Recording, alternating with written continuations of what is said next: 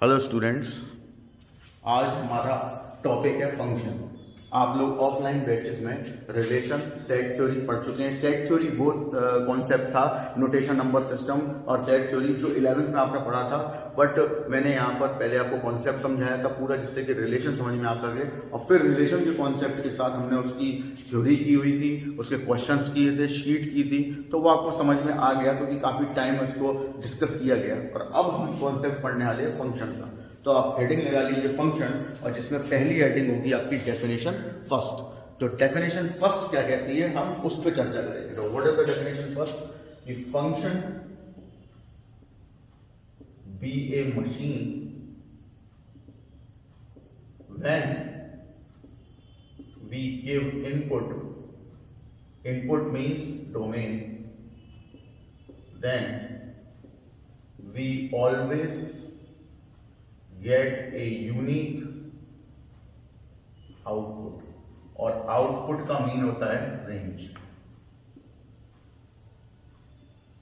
Clear है? क्या बोला गया? फंक्शन एक मशीन है जिसमें अगर आप इनपुट डालेंगे तो आपको एक यूनिक आउटपुट मिलेगा, और अगर आपको यूनिक आउटपुट मिलता है तभी वो फंक्शन कहलाएगा, वरना आपका फंक्शन नहीं होगा।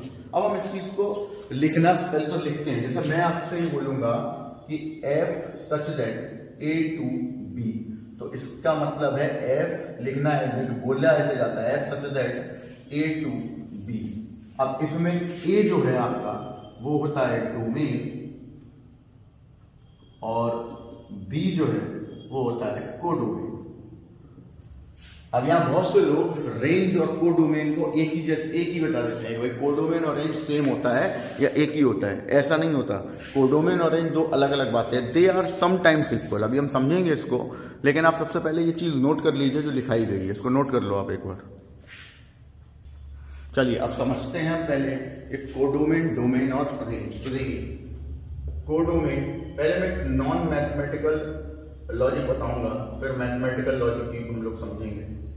देखिए कोडोमेन, डोमेन और रेंज, ये आपसे कहा गया, ठीक। अब जैसे मान लीजिए आप एक फ्रूट शॉप है आपके पास, फ्रूट शॉप जिसमें वैरायटी टाइप के एलिमेंट्स होंगे। अब एलिमेंट्स यहां पर फ्रूट्स की तरह काम कर रहे हैं। वैरायटी टाइप के जो एलिमेंट्स हैं आपके, वो एलिमेंट्स फ्रूट्स हैं यहाँ पर, ठीक है ना, क्योंकि फ्रूट शॉप है तो फ्रूट्स होंगे। अब फ्रूट्स आपको चाहिए, ठीक, तो उसके लिए आपको कुछ पेमेंट देना पड़ेगा। तो जो डोमेन होगा वो पेमेंट की तरह काम करेगा। क्लियर है? मतलब इनपुट होगा आपका कि आप उसे कुछ पेमेंट देंगे फ्रूट शॉप वाले को, और आपको उसमें से फ्रूट निकाल के दे देगा, ठीक है। लेकिन वो पूरा कोडोमेन नहीं दे देगा आपको, क्लियर है, वो कुछ फ्रूट्स दे देगा, ठीक है ना। अगर हर टाइप का भी फ्रूट चाहिए होगा तो उसका पेमेंट करिए और आपको कुछ फ्रूट मिल जाएगा। तो यहां पर जो फ्रूट आएगा आपके पास, इस पेमेंट के बदले में जो फ्रूट आपको मिलेगा यहां पर, वो आपका क्या है, रेंज बनेगा। और कोडोमेन जो है वो फ्रूट की शॉप है, उसमें सारे फ्रूट्स हैं वैरायटी टाइप के। तो जो पेमेंट यानी इनपुट आपने दिया दैट इज कॉल्ड डोमेन, और जो फ्रूट उसके बदले में मिले वो रेंज हुई। लेकिन वो फ्रूट मिले कहां से होंगे? इस कोडोमेन के अंदर से। तो that is the non mathematical definition of codomain, domain and range. Codomain is a fruit shop which contain variety elements या variety type of fruits. Domain मतलब पेमेंट जो आपने उस दुकानदार को दिया है, शॉपकीपर को दिया हुआ है, और रेंज मतलब उस पेमेंट के बदले में फ्रूट शॉप से निकाल कर जो फ्रूट आपको दिए गए हैं, यानी इनपुट के बदले में जो आउटपुट दिया गया है, that is called range. Clear है? अब हम इसको मैथमेटिक्स में चेंज करके जरा एक बार देखते हैं मैथमेटिक्स में सर क्या भी नहीं है। तो देखिए मैं आपको एक एग्जांपल क्रिएट करके दे रहा हूं, वो होने को कोई भी किसी से ऐड हो सकता है, बट एक एग्जांपल। देखिए ये रहा आपके पास ए, ये रहा आपके पास B, that is A, that is B, और ये दोनों एक दूसरे से किसी मशीन से जुड़े हुए हैं, दैट इज कॉल्ड एफ। आपने इसमें इनपुट डाले ए बी सी, और 1 2 3 4 5 ये आपका कोडोमेन के एलिमेंट है। क्लियर है? मतलब ये फ्रूट शॉप है और ये पेमेंट है जो आप दे रहे हैं। तो सपोज ए ने 1 को टच किया, बी ने 4 को टच किया, सी ने 2 को टच किया। वो कर मैंने आपसे बोला ना, कोई किसी को भी टच कर सकता है, कोई किसी को भी वैल्यू मतलब इनपुट देने पे आउटपुट मिल सकता है। बट एक एग्जांपल तैयार कर रहे हैं तो कुछ भी किसी को टच करवा दिया। मेन चीज हमें समझनी है कि वो है क्या। तो देखिए अगर मुझसे कोई पूछेगा कि भाई डोमेन क्या है यहाँ पर, तो मैं बोलूंगा ए बी सी, तो दैट इज कॉल्ड इनपुट जो हमने दिया है। फिर आपसे पूछेगा भाई रेंज क्या है आपकी, तो रेंज इस इनपुट के बदले में आपको क्या क्या एलिमेंट मिला, ए डाला तो 1 मिला, बी डाला तो 4 मिला और सी डाला तो 2 मिला, दैट इज योर रेंज।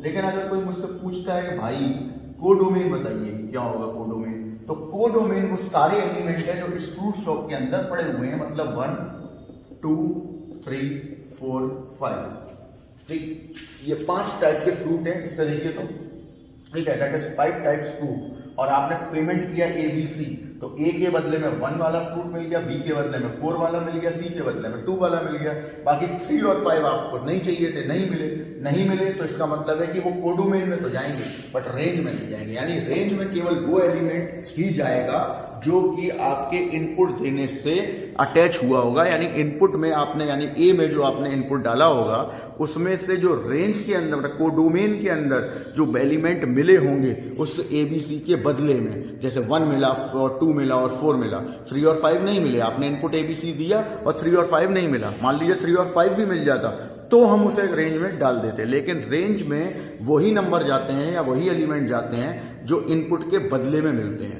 जो नहीं मिलता वो कोडोमेन में तो जाता है लेकिन रेंज में नहीं जाता। तो ये आपके लिए एक सर्टेन एग्जाम्पल है जिससे आप ये समझ सकते हैं कि डोमेन, कोडोमेन और रेंज जो है वो अलग अलग बातें हैं। और इसी वजह से हम यहां पर लिख सकते हैं कि कोडोमेन इक्वल टू रेंज, लेकिन ब्रैकेट में लिख लीजिए समटाइम्स, ठीक है ना, कभी कभी, नॉट ऑलवेज। आप यहां पे ये भी नहीं कह सकते कि codomain equal to range always, ये भी नहीं कह सकते codomain never equal to range, दोनों ही गलत है।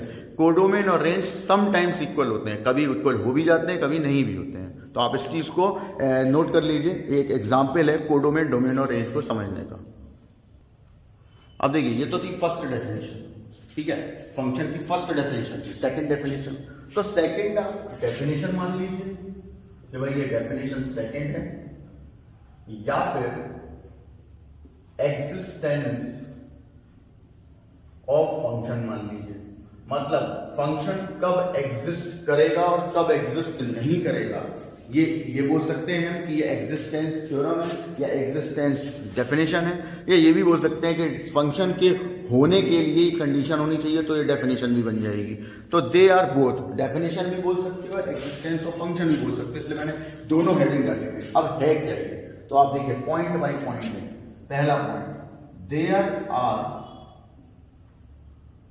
No element in domain which will be blank, और यहां पर ब्लैंक का मीनिंग भी लिख लीजिए। ब्लैंक का मतलब है नो इमेज इन कोडोमेन, यानी क्वेश्चन में बोलते हैं, कंडीशन में क्या बोला गया है कि पहली कंडीशन है कि there are no element in domain, domain के अंदर ऐसा कोई भी एलिमेंट ना हो जो खाली है, ब्लैंक है। और ब्लैंक का मतलब है जिसकी कोई इमेज ना है, मतलब कि आपने इनपुट डाला और आपको आउटपुट मिला ही नहीं। क्लियर है? तो ऐसा पॉसिबल नहीं है कि अगर किसी फंक्शन, किसी मशीन में हमने इनपुट दिया है और आपको आउटपुट नहीं मिला तो फिर वो मशीन फंक्शन नहीं कहलाएगी। क्लियर है?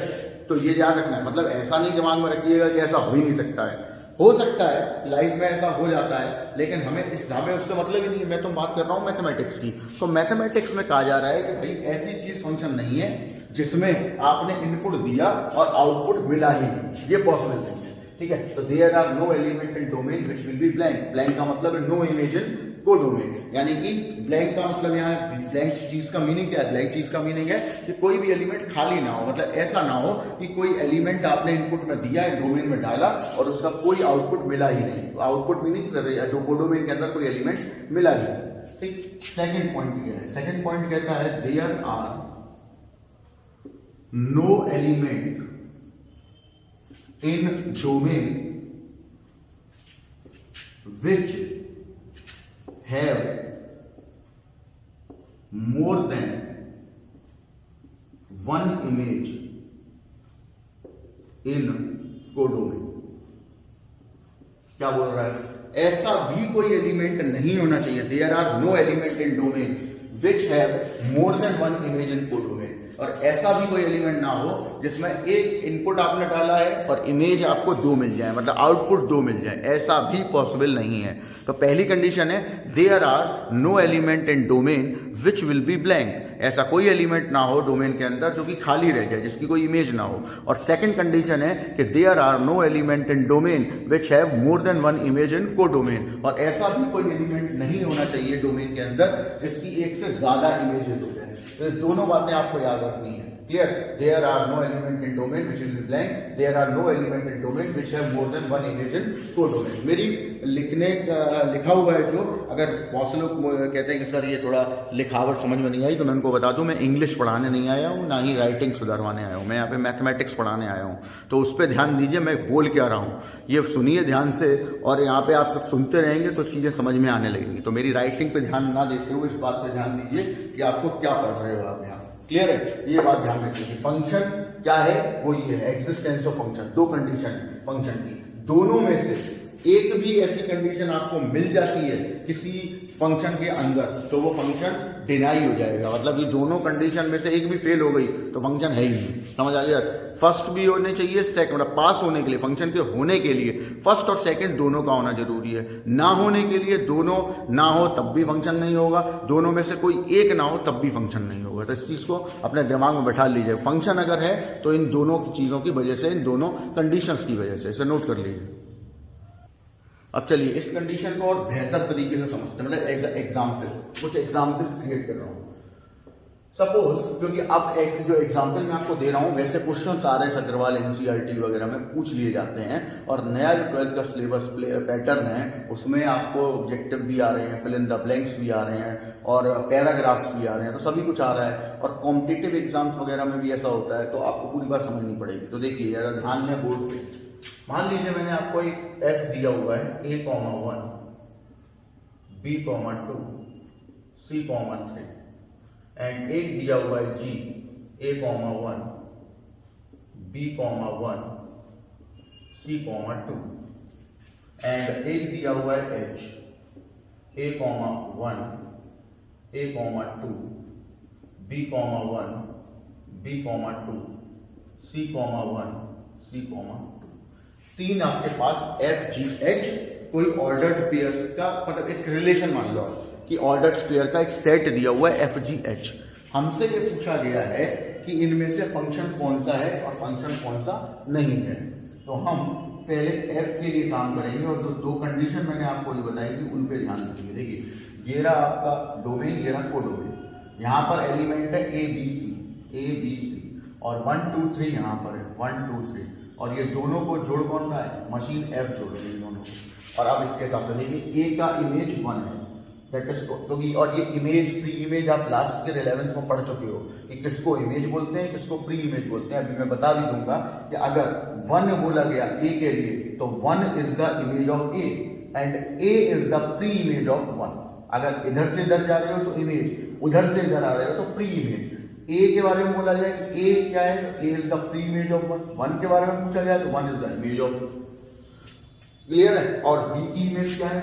2 है, और सी की इमेज क्या है? 3 है। अब आप सोचिए दोनों कंडीशन अप्लाई हो गई कि नहीं? देखिए पहली कंडीशन क्या कह रही है फंक्शन की, कि डोमेन के अंदर ऐसा कोई एलिमेंट ना हो जो ब्लैंक हो। तो देखिए कोई भी ब्लैंक नहीं है, सबकी इमेजेस हैं। क्लियर? और ऐसा कोई एलिमेंट ना हो जिसकी एक से ज्यादा इमेज हो। तो देखिए यहाँ पर एक भी ऐसा एलिमेंट नहीं है जो कि खाली हो, और ऐसा भी कोई एलिमेंट नहीं है जिसकी इमेज एक से ज्यादा हो। तो इसका मतलब है ये तो भैया फंक्शन है। क्लियर? ये फंक्शन हो गया, मतलब नो डाउट इसमें दोनों कंडीशन अप्लाई कर दी आपने, और दोनों कंडीशन अप्लाई हो रही है। इसका मतलब कि अब ये तो फंक्शन बनेगा। अब हम जरा चेक करते हैं कि भाई जी फंक्शन है कि नहीं, एक बार चेक कर लेते हैं। तो देखिए जी में भी मैं यही करूंगा। ये आपके पास डोमेन कोडोमेन दोनों आपस में जी से जुड़े हुए हैं। जी में क्या है? ए बी सी इसमें भी है, और यहाँ पर 1 और 2 दो ही एलिमेंट है। बोला ए ने 1 इमेज दी, बी ने 1 इमेज दी, और सी ने 2 इमेज दी।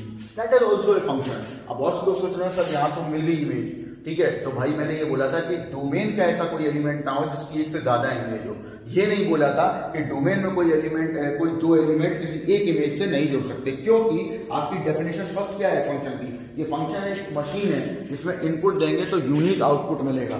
तो आपसे यूनिक आउटपुट बोला गया, यूनिक इनपुट नहीं बोला गया। तो आपने आउटपुट ए लिया तो ए 1 मिल गया, यूनिक है, और बी लिया तो भी 1 मिल गया, क्योंकि ए और बी दोनों की सेम इमेज है, और सेम इमेज भले ही 1 हो बट है तो 1 यूनिक। ऐसा तो नहीं है कि 1 की जगह हम 2 भी लिख सकते हैं, 100 भी लिख सकते हैं, 1000 भी लिख सकते हैं। तो इसका मतलब यूनिक है, इनपुट यूनिक नहीं बोला गया था, आउटपुट यूनिक बोला गया था। तो दोनों का सेम है। अब आप जरा अपनी कंडीशन पे ध्यान दे लीजिए। देखिए कंडीशन थी कि ए डोमेन के अंदर कोई भी एलिमेंट ऐसा ना हो जो कि खाली हो, तो नहीं है, और ऐसा भी ना हो कि डोमेन में कोई एलिमेंट है जिसकी एक से ज्यादा इमेज हो। तो देखिए डोमेन में ऐसा भी कोई एलिमेंट नहीं है जिसकी एक से ज्यादा इमेज हो। समझ आ गई बात? ये क्लियर कट समझ में आ गया, तो डेफिनेशन आपके दिमाग में बैठ जाएगी। और जी इज ऑल्सो ए फंक्शन, तो जी भी आपका जो है वो एक फंक्शन है। क्लियर है? तो एफ और जी तो हमें पता चल गया कि फंक्शन है, क्योंकि हमारी डेफिनेशन जो है वो बिल्कुल फिट बैठ रही है। अब हम इसी तरीके से जरा एच के बारे में बात करेंगे। हम देखेंगे कि यार एच फंक्शन है कि नहीं। तो देखिए फॉर एच में गए हम, एच क्या कहता है, तो एच में आपके पास डोमेन कोडोमेन दोनों जुड़े हुए हैं एच से। यहां है आपके पास ए बी सी, यहां पे है 1 2 दो एलिमेंट है। देखिए ए की इमेज है 1, फिर ए की इमेज है 2, फिर बी की इमेज है 1, फिर बी की इमेज है आपकी 2, फिर सी की इमेज है 1 और सी की इमेज है 2। देखिए अब यहां पर पहली कंडीशन जो फंक्शन की है वो तो लागू हो रही है, वो तो अप्लाई हो रही है।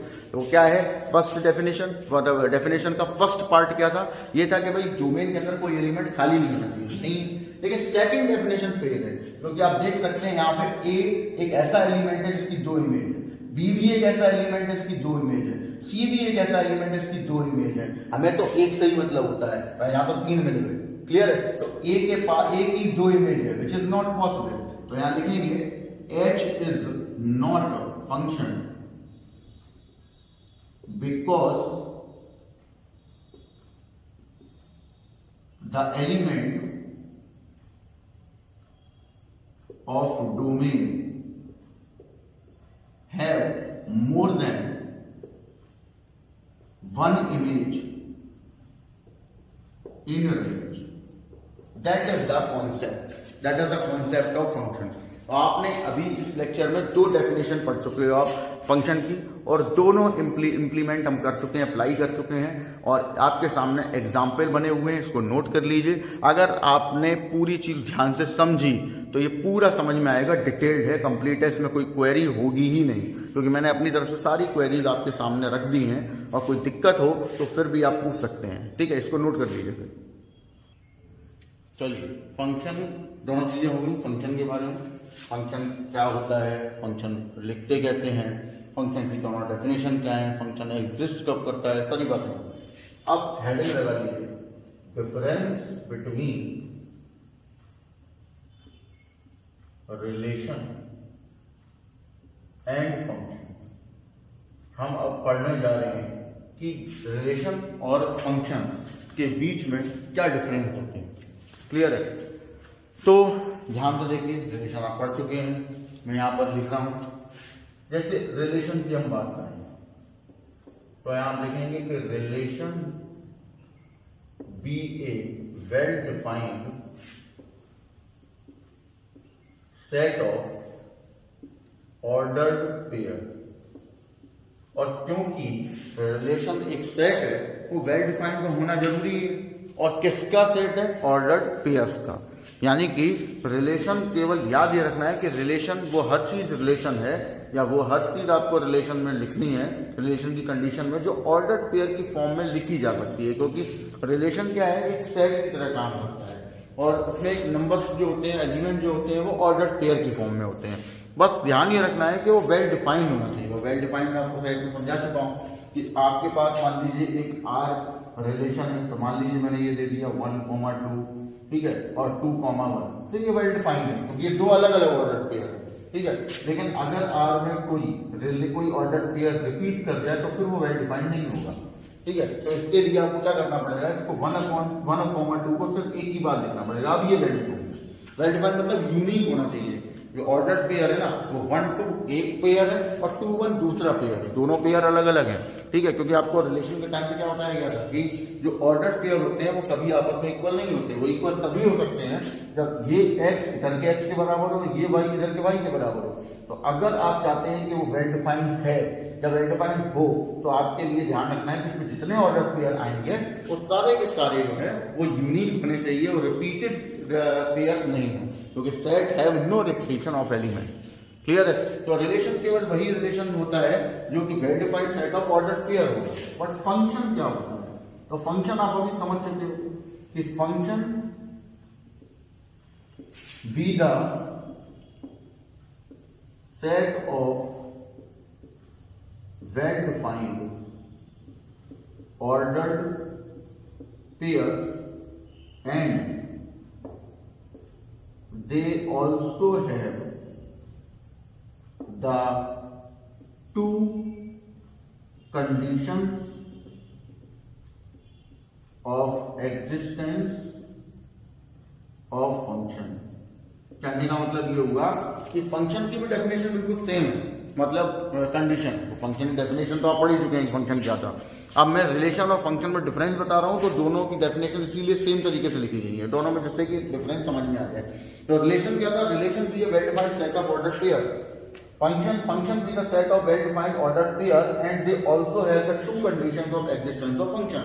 मतलब इसमें एक चीज ज्यादा आएगी कि फंक्शन भी रिलेशन की तरह ही होता है, रिलेशन ही होता है, लेकिन अंतर केवल ये होता है कि यहाँ पर रिलेशन में सिर्फ वेल डिफाइंड पेयर हो, मतलब well defined collection of order pair होना चाहिए, और फंक्शन जो है वो वेल डिफाइंड पेयर के साथ साथ आपको ये भी ध्यान रखना है कि उसमें जो एक्जिस्टेंस ऑफ फंक्शन था उसकी भी दो कंडीशन इंप्लाई कर पाओ आप, या उसमें भी उसका इम्प्लीमेंटेशन हो सके। अब इस चीज को हम एक नोट के जरिए समझेंगे, उस नोट को ही आपको याद रखना है रिलेशन में, ठीक है। और वो नोट क्या है कि every function be a relation but every relation not necessarily function. ये याद रखना है, ये नोट ही आपको बेसिकली याद रखना है। ये तो मैंने समझाने के लिए रिलेशन ऑफ फंक्शन को एक जैसी डेफिनेशन बना के लिखा हुआ है जिससे दोनों में डिफरेंस समझ में आ जाए, लेकिन नोट आपको याद रखना है अगर कोई डिफरेंस पूछता है तो every function be a relation but every relation not necessarily function. मतलब जितने भी फंक्शन होते हैं वो रिलेशन जरूर होते हैं। क्लियर? क्योंकि आप देख सकते हैं डेफिनेशन अब देखिए, अब आपको समझ में आ जाएगा कि यहां से लेके और यहां तक की डेफिनेशन दोनों की सेम है। तो every function be a relation, ठीक, लेकिन फंक्शन में ये वर्ड आपका थोड़ा ज्यादा है जो कि रिलेशन में नहीं है। तो every function be a relation but every relation not necessarily function. ये जरूरी नहीं है कि सारे के सारे रिलेशन फंक्शन हो जाए, हो भी सकते हैं, नहीं भी हो सकते हैं। नॉट नेसेसरीली याद रखना, क्योंकि अगर आपने ये लिख दिया कि but every relation not function तो गारंटी कर दी कि फंक्शन नहीं होगा, तो ऐसा भी नहीं है। इसीलिए नॉट नेसेसरीली का मतलब है आवश्यकता के अनुसार, मतलब कि ये ध्यान रखते हुए कि जो भी आपका रिलेशन है वो फंक्शन हो सकता है, लेकिन वो इस कंडीशन को, फंक्शन की इस कंडीशन को सेटिस्फाई करना चाहिए, तभी फंक्शन होगा। इसीलिए ये नोट याद रखिए कि every function be a relation but every relation not necessarily function. मतलब जरूरी नहीं है कि रिलेशन जो जितने भी है वो फंक्शन हो ही जाए। क्लियर है? अब आप इसे नोट करिए, फिर मैं एक एग्जाम्पल और समझाता हूं। चलिए एक एग्जाम्पल समझते हैं रिलेशन फंक्शन, ठीक है। तो देखिए मैंने आपको एक एफ दिया, अब एफ का मतलब हर बार यही है कि फंक्शन ही, तो मैं केवल एक रिलेशन लिख रहा हूँ, फंक्शन या रिलेशन मिक्स करके लिख रहा हूँ। आपको बताना है कि इसमें से कौन सा रिलेशन है कौन सा फंक्शन है। A, 1 A, 2 B, 1 B, 2 and G लिख रहा हूँ A, 1 B, 1 A, 2 B, 2। Clear है? ये आपके पास दो चीजें एफ और जी है। पहले हम फॉर एफ काम करेंगे और फिर हम फॉर जी काम करेंगे, दोनों देखेंगे, ठीक है। पहले एफ के लिए बना लेते हैं। ये आपके पास डोमेन को डोमेन जुड़े हुए एफ से हैं। यहाँ पर आपके पास दो एलिमेंट है ए बी, यहाँ दो एलिमेंट है 1 2। ए जुड़ा हुआ है 1 से, फिर ए जुड़ा हुआ है 2 से, बी जुड़ा हुआ है 1 से, बी जुड़ा हुआ है 2 से। सिमिलरली जरा जी पे आ जाइए, जी को भी जोड़ देते हैं इससे। क्लियर है, ये रहा जी। यहाँ पे ये दो एलिमेंट है ए बी 1 2, यहाँ दिया हुआ है कि ए जुड़ा हुआ है 1 से, फिर बी जुड़ा हुआ है 1 से, फिर ए जुड़ा हुआ है 2 से और बी जुड़ा हुआ है 2 से। ये ऐसा जुड़ा हुआ है। अब मुझे ये जानना है कि इन दोनों में से फंक्शन कौन है, रिलेशन कौन है, या दोनों ही फंक्शन नहीं है या दोनों ही रिलेशन नहीं है। तो आप एक बात को क्लियरली समझ लीजिए कि ये दोनों ही रिलेशन है, दोनों ही रिलेशन है कंप्लीटली, क्योंकि रिलेशन की डेफिनेशन तो फॉलो कर रहे हैं कि every relation be the well defined set of order pair, be the set of well defined collection of order pair. इनमें से कोई भी ऑर्डर पेयर रिपीटेड नहीं है। इसके अंदर जो 4 ऑर्डर पेयर है वो आपस में रिपीट नहीं कर रहे, और इसके अंदर जो 4 ऑर्डर पेयर है वो भी आपस में रिपीट नहीं कर रहे। तो ये आपको यहाँ पे कंडीशन में दिया गई कंडीशन। अब आप एक चीज पे गौर करिए कि दोनों चीजें सेम है। क्लियर है, दोनों एफ और जी है वो सेम लिखे हुए हैं, केवल उनके आपस में चेंजेस कर दिए गए। क्लियर है, मतलब ऑर्डर पेयर को आपस में बदल दिया गया, तो दोनों चेंजेस हैं। तो आप देखिए जरा ध्यान दें कि फंक्शन की कंडीशन दोनों में ही अप्लाई नहीं हो रही, ना इसमें हो रही है ना इसमें, क्योंकि दोनों पेयर को मतलब केवल अदल बदल के लिखा हुआ है एक ही चीज है। देखिए ए की भी 2 इमेज है, बी की भी 2 इमेज है, जो कि पॉसिबल नहीं है। यहाँ भी ए की 2 इमेज है, बी की 2 इमेज है, जो कि पॉसिबल नहीं है। इसका मतलब है ये दोनों रिलेशन तो हैं, बट ये दोनों फंक्शन नहीं है, नॉट अ फंक्शन। दोनों ही फंक्शन नहीं है, क्योंकि मैंने आपको क्या बताया कि दोनों चीजें सेम लिखी हुई है। तो ये भी ध्यान रखना है कि कभी कभी आपको भ्रमित करने के लिए हम लोग ध्यान नहीं देते हैं और इस पर गलती हो जाती है कि हम देख लेते हैं एफ और जी। तो आप ये देखिए कि एफ और जी सेम है दोनों पे, A1 यहाँ पर भी है, A1 यहाँ पर भी है, B1 यहाँ पर भी है, B1 यहाँ पर भी है, A2 यहाँ पर है, A2 यहाँ पर है, B2 यहाँ पर है, B2 यहाँ पर है। क्लियर है, तो इसलिए दोनों सेम है, एफ और जी दोनों सेम है। लेकिन अगर हम इसमें एक चेंज कर दें, सपोज मान लीजिए आपको एक एच आपको ऑर्डर पेयर बना के दे देता हूं मैं, मतलब एक ऑर्डर पेयर का वेल डिफाइंड कलेक्शन बना के दे देता हूं एच के लिए, और फिर देखते हैं कि क्या होगा। एलिमेंट में ये रखूंगा A1 और B2 सपोज ये दिया हुआ है, और आपसे मैंने बोला कि चलिए बनाइए, और ये एच से जुड़ा हुआ है। तो ये रहा AB और ये रहा 1 2, A1 से जुड़ा हुआ है, B2 से जुड़ा हुआ है, ये फंक्शन है। क्लियर है, तो आपने अभी क्या नोट लिखा था कि every function be a relation, ये रिलेशन भी है क्योंकि ये रिलेशन की डेफिनेशन को सेटिस्फाई कर रहा है। ऑर्डर पेयर का वेल डिफाइंड कलेक्शन होना चाहिए, है कलेक्शन, और फंक्शन भी है क्योंकि there are no element in the domain which will be blank, तो कोई भी एलिमेंट ब्लैंक नहीं है। ऐसा भी एलिमेंट इसमें कोई नहीं है जिसकी एक से ज्यादा इमेज हो, तो ये फंक्शन भी है रिलेशन भी है, लेकिन ये रिलेशन है बट ये फंक्शन नहीं है। और यही आपने वहां पे नोट में लिखा था, every function be a relation but every relation not necessarily function. तो अब आपके समझ में आ गया होगा कि फंक्शन और रिलेशन में बेसिकली डिफरेंस क्या होता है, इसे नोट कर लीजिए। चलिए अब आगे हम देखते हैं क्लासिफिकेशन ऑफ फंक्शन। तो मैं आपको बता दूं कि मैं यहाँ पे क्लासिफिकेशन में सिर्फ आपको ये बताऊंगा कि कितना ये जो फंक्शन है या वो किस तरीके से मैप्ड होता है। और ये जो क्लासिफिकेशन ऑफ फंक्शन का मतलब है क्लासिफिकेशन ऑफ मैपिंग, मैपिंग भी बोलते हैं या फिर मैप, शॉर्ट में मैप भी बोलते हैं, दोनों का मतलब एक ही है। तो अब हम यहाँ पे ये देखने वाले हैं क्योंकि एग्जाम में हमसे यही पूछा जाएगा और इनको समझेंगे, लेकिन इन पे क्वेश्चन अभी नहीं करेंगे क्योंकि क्वेश्चन पर जाने से पहले आपको डोमेन रेंज सीखना होगा, जो कि लास्ट ईयर आपके सिलेबस में था, बट यहाँ पे आपको दोबारा सीखना है क्योंकि बहुत से लोगों का पिछले साल रिड्यूस लेवल था या उनके रिस्पेक्टिव टीचर्स ने नहीं पढ़ाया, जो भी वजह रही हो, तो आपको ये सीखना है कि डोमेन रेंज कैसे निकालते हैं। तो क्लासिफिकेशन ऑफ फंक्शन में लिखवाता हूँ, उनकी डेफिनेशन लिखवाऊंगा, आपको याद रखनी है क्योंकि हम यूज भी वही करेंगे, लेकिन पहले आप उसके बाद जो सीखेंगे वो डोमेन रेंज होगा और उसके बाद हम ग्राफ सीखेंगे पहले, फिर हम क्लासिफिकेशन ऑफ फंक्शन को डिटेल्ड करेंगे, उन पे क्वेश्चन करेंगे। क्लियर है, फिर उसके बाद कंपोजिट फंक्शन वगैरह आएगा, आइडेंटिटी फंक्शन आएगा, और खाली बातें आएंगी धीरे धीरे करके, बट आप निश्चिंत रहे और थोड़ा सा पेशेंस रखिए, तो समझिए जरूर क्लासिफिकेशन ऑफ फंक्शन। तो पहला क्लासिफिकेशन में आता है 1-1 मैपिंग या 1-1 मैप, जिसे इंजेक्टिव मैपिंग भी बोलते हैं, और ये इंजेक्टिव के नाम से ही ज्यादातर पूछा जाता है। तो 1-1 भी सही है कि 1-1 मैप क्या होता है या इंजेक्टिव मैप क्या होता है। तो 1-1 मैप होता है कि दोज मैप या those mapping which all the elements of domain have only one image in codomain. यानी इसमें बोला गया है कि आपके पास इस टाइप की मैपिंग में डोमेन के अंदर जितने भी एलिमेंट हैं उन सभी एलिमेंट की केवल और केवल एक ही इमेज होनी चाहिए कोडोमेन के अंदर। उसके अलावा इससे ज्यादा इमेज ना हो, ना ही दो या दो से ज्यादा डोमेन के एलिमेंट एक इमेज से जुड़े हो। तो वन वन का मतलब है कि इधर का एक एलिमेंट उधर के किसी भी एक एलिमेंट से जुड़ जाए। यानी अगर हम इसे एक क्रॉस डायग्राम से देखना चाहें तो ऐसे देखेंगे कि आपके पास ए है, बी है, सी है, 1 है, 2 है, 3 है। अब मान लीजिए ये इससे जुड़ गया, ये इससे जुड़ गया, ये इससे जुड़ गया।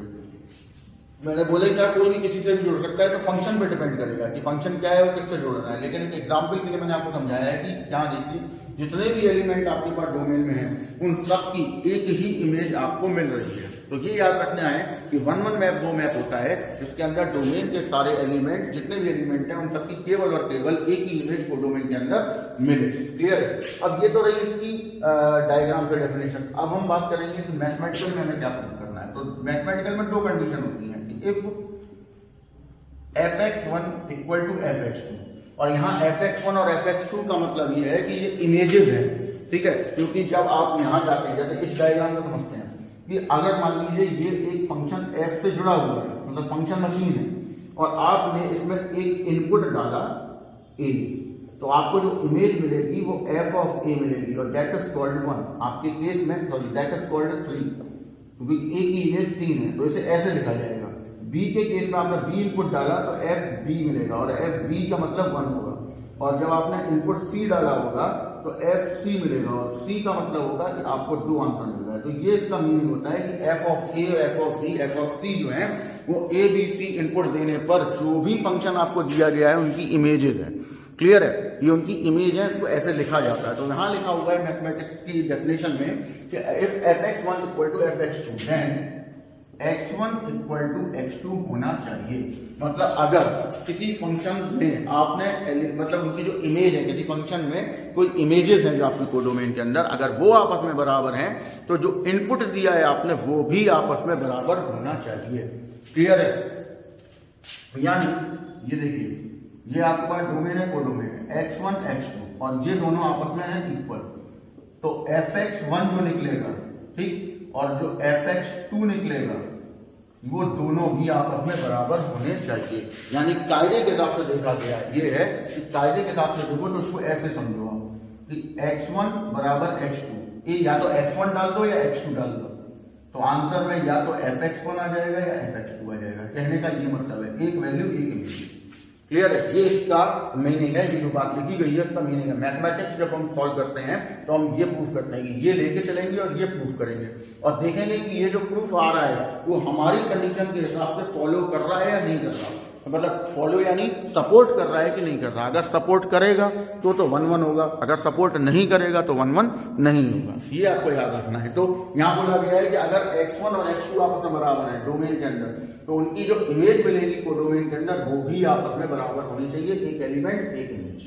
That is the 1 1 method. या फिर ऐसा भी दूसरी कंडीशन भी हो सकती है, और दूसरी कंडीशन और में है कि मतलब या तो ये प्रूफ करो या तो ये प्रूफ करो कि if fx1 not equal to fx2 then x1 not equal to x2। ये भी एक डेफिनेशन है, ये भी प्रूफ की जा सकती है कि अगर fx1 और fx2 आपस में बराबर नहीं है तो x1 x2 भी आपस में बराबर नहीं होने चाहिए। इस चीज को मैं यहाँ पर आपको दिखा देता हूँ वाया डायग्राम। और इसका डायग्राम क्या कहता है कि x1 x2 दो लोग हैं जो आपस में बराबर नहीं है। क्लियर है? आपने डोमेन में एलिमेंट डाले इनपुट दो अलग अलग, तो जो fx1 मिलेगा x1 की वजह से और जो fx2 मिलेगा x2 की वजह से, ये भी आपस में बराबर ना हो।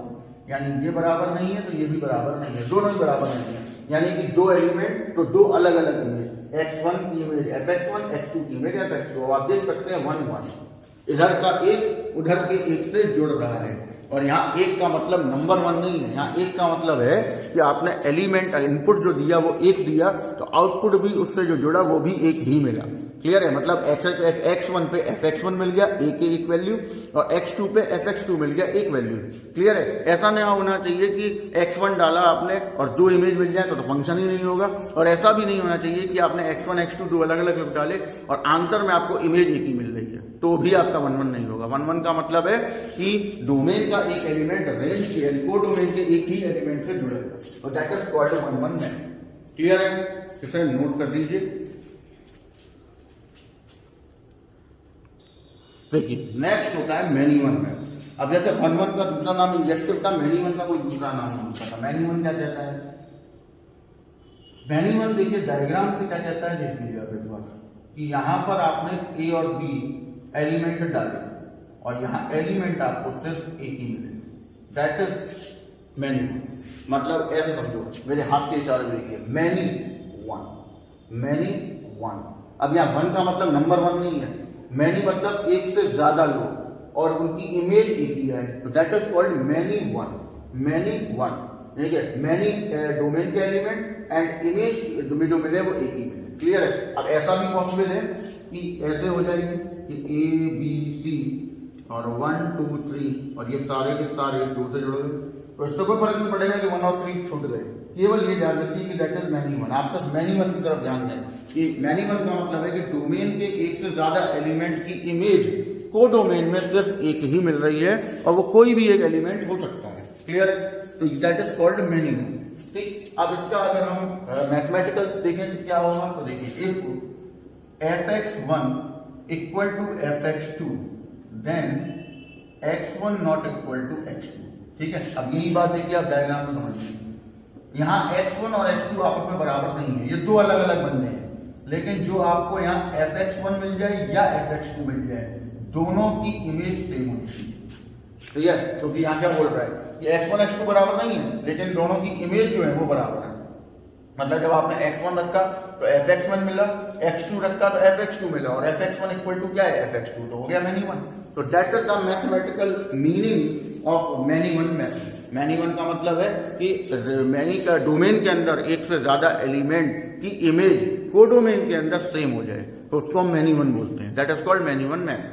क्लियर है? और मैथमेटिक्स अगर आपको प्रूफ करनी है तो आपको ये बात यहाँ प्रूफ करनी पड़ेगी, that is your mathematical proof. If fx1 equal to fx2 लेके चलेंगे और प्रूफ करेंगे x1 not equal to x2। अगर ये प्रूफ हो गया तो आपका मैप मैनी वन हो जाएगा। Clear cut? नोट कर लीजिए। अब आते हैं नेक्स्ट थर्ड मैपिंग पे, ऑन टू मैप या फिर surjective. Surjective, not subjective, surjective, SURJECTIV, surjective. इसमें एक सिंपल सी बात याद रखिए, if codomain is equal to range, और यहीं पर आपकी वो डेफिनेशन सारी गलत हो जाती हैं जहां जो आपके टीचर ने अगर ये पढ़ाया हुआ है कि कोडोमेन और रेंज एक ही बात होती है, तो ऐसा पॉसिबल ही नहीं है, क्योंकि चौथी मैपिंग होती है इनटू, जिसमें कोडोमेन और रेंज बराबर ही नहीं होते हैं। तो अगर कोडोमेन और रेंज एक ही बातें होती तो फिर इनटू मैपिंग की तो जरूरत ही नहीं थी, ऑन टू ही होते सारे। तो ऑन टू का मतलब होता है जहां पर कोडोमेन और रेंज आपस में बराबर हो जाए, उनको हम बोलते हैं कि भाई वो ऑन टू मैप है। क्लियर है? अब देखिए, ध्यान से देखिए, मैं इस डायग्राम में एक एग्जाम्पल लेकर समझा रहा हूं। मान लीजिए आपके पास यहाँ ABC एलिमेंट है और यहाँ पर आपके पास है 1 2 3 4 सपोज। ठीक, मान लीजिए इसकी इमेज हो गई, ये इसकी इमेज हो गई, ये इसकी इमेज हो गई, और ये कंडीशन आपको मिल सकती सपोज। तो अब इन हालातों में ये ऑन टू नहीं है, नॉट ऑन टू। अब क्यों नहीं ऑन टू, जरा ध्यान दें, ये A है, ये B है। आप जरा ध्यान दीजिए कि B यानी कोडोमेन क्या है, 1 2 3 4, that is your codomain. Clear है? और जो रेंज आपकी निकली है वो है 1 2 3। क्लियर है? क्यों? क्योंकि रेंज वो होती है जो डोमेन के एलिमेंट की इमेज होती है, 4 तो जाएगा नहीं क्योंकि तो इमेज ही नहीं है। तो आप देखिए कोडोमेन और रेंज आपस में इक्वल नहीं है, B not equal to range, इसलिए नॉट ऑन। तो अब यहां पे जो मैपिंग आपकी बनी हुई है वो ऑन टू नहीं है, तो कोडोमेन रेंज आपस में इक्वल ही नहीं।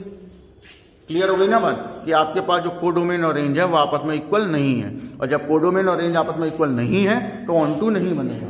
तो इसका मतलब है कि अगर हम यहां पर ऐसा कर रहे हैं, इफ सपोज ABC एलिमेंट है और यहां पर 1 2 3 है और ये इससे जुड़ गया ऐसे करके। क्लियर? और अब आप देख सकते हैं कि यहां पर जो कोडोमेन है वो 1 2 3 है और जो रेंज है वो भी 1 2 3 है। तो ये ऑन टू हो जाएगा। क्लियर है? क्योंकि क्या कहा गया ऑन टू में कि कोडोमेन और रेंज आपस में इक्वल होने चाहिए तभी ऑन टू बनता है। तो that is called surjective mapping यानी ऑन टू मैपिंग, जिसमें कोडोमेन और रेंज आपस में बराबर हो। अब अगर आपको ऑन टू प्रूफ करना है तो मैं अपना ऑन टू जब प्रूफ करवाऊंगा तो मेरा तरीका ही बिल्कुल डिफरेंट होगा। मैं रेंज निकलवाऊंगा, रेंज निकालने के बाद देखूंगा कि रेंज कोडोमेन से मैच कर रही है नहीं, मैच कर जाएगी तो ऑन टू होगा वरना नहीं होगा। जबकि बुक्स वगैरह में या बाकी की थ्योरी वगैरह में या टीचर्स द्वारा जो बताया जाता है वो एफ एक्स लेके चलते हैं वाई के बराबर और सीधा उसे वैल्यू एफ एक्स में रख के वाई ले आते हैं। तो ये इसमें ये प्रॉब्लम क्या होता है कि हर जगह ऐसा नहीं होता, कुछ जगह ऐसी भी होती है जहाँ ये पॉसिबल ही नहीं होगा, और जहाँ पॉसिबल नहीं होगा वहाँ आपको कैसे पता चलेगा कि ये पॉसिबल है या नहीं है। इस वजह से आपको एक ऐसी चीज समझनी है जो दोनों में एप्लीकेबल हो, सभी में एप्लीकेबल हो। तो हम क्या करेंगे, हम रेंज निकालेंगे और रेंज और कोडोमेन देखेंगे आपस में इक्वल है। अगर इक्वल होंगे तो हम बोल देंगे कि भैया ये ऑन टू मैपिंग है, अगर इक्वल नहीं हुए तो नहीं है। क्लियर है? नोट कर लीजिए। अब आते हैं हम आज की लास्ट मैपिंग पे, और that is called into map. अब जैसे मैनी वन का कोई दूसरा नाम नहीं था, वैसे इनटू का भी कोई दूसरा नाम नहीं होता। इनटू मैप, इनटू मैप में सीधी भाषा में those map which is not onto is called into, या फिर codomain not equal to range that is called into, या फिर at least one element of codomain which do not have any pre-image in domain।